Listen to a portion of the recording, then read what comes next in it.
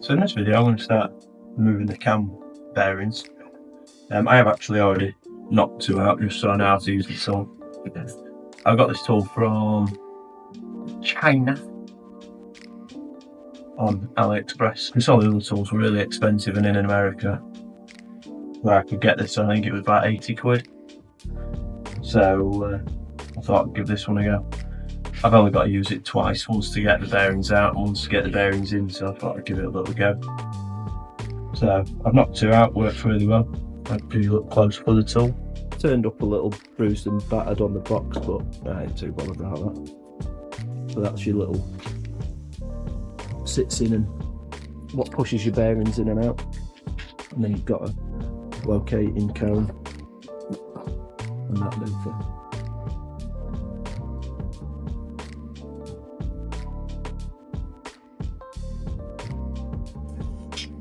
So locate the cone in the end cam bearing. Make sure you're perfectly parallel. So you get a nice little power hopper and eye. Tap on it.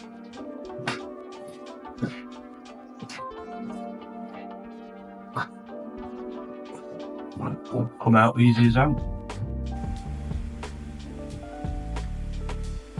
So when I'm removing these bearings, I am putting them in order so I don't get mixed up. Obviously I started removing from the back of the engine and I'm moving towards the front. Just using my left hand there just to hold the locating cone into that first bearing hole. Just keeps it located, and then obviously just using the hammer with my right hand. So as you can see on the last bearing, you don't actually have anything to locate on. So you just got to try and be as straight as possible whilst knocking that one out.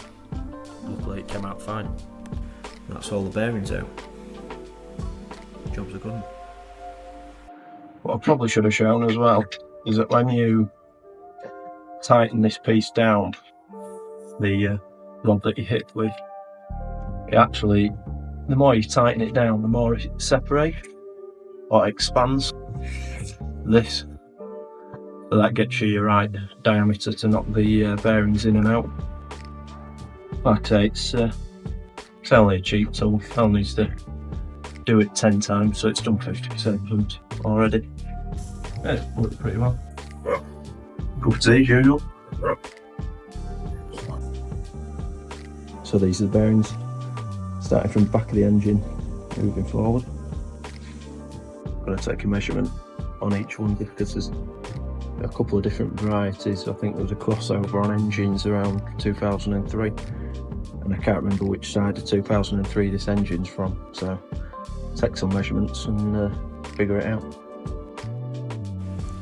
So I'm measuring the bearings with a vernier, a good quality vernier, set to inches just to make it easy for myself, because obviously these bearings are ordered in inches or sized in inches.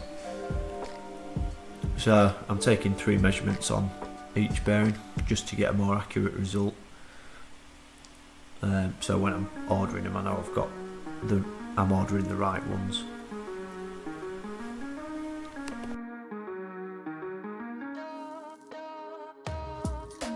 Right, I'll try this for the 5th time. So far it's not been going very well. On the spreadsheet on the left, you'll see this is where I've stored all my measurements, or inputted all my measurements for the bearings. Obviously, as you can see, bearing 1, 2, 3, 4 and 5. Make it simple. And then I did 3 measurements just to get the average, really. Like, it gives you a more accurate reading of what we're looking at. So to get the averages, I just did a simple formula. Very simple to do on Google Sheets. It just took all the maths work out of it for me, which was nice. Bearing 1 and 5 are the same, or as in they're supposed to be the same size. And then bearing 2 and 4 again are supposed to be the same size. And then bearing 3 is its own size. And as you can see from the measurements, bearing 1 and 5 are within 0.0008 of each other, which is mainly probably down to my measuring tolerances and maybe not getting the bearings on perfectly flat. Bearings 2 and 4 at 0.0005 different, which again is close enough for me.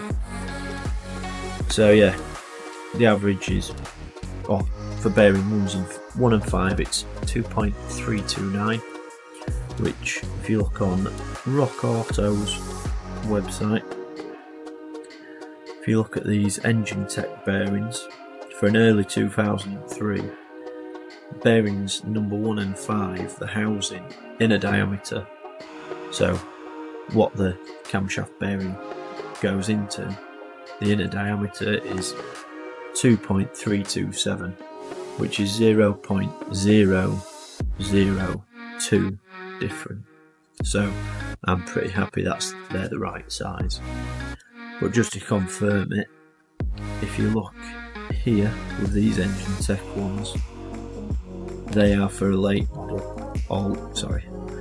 So yeah, if you look at these other Engine Tech ones, these are for a late 2003 engine, and you can see bearings number 1 and 5, the housing inner diameter is 2.347, which is 0.02 bigger.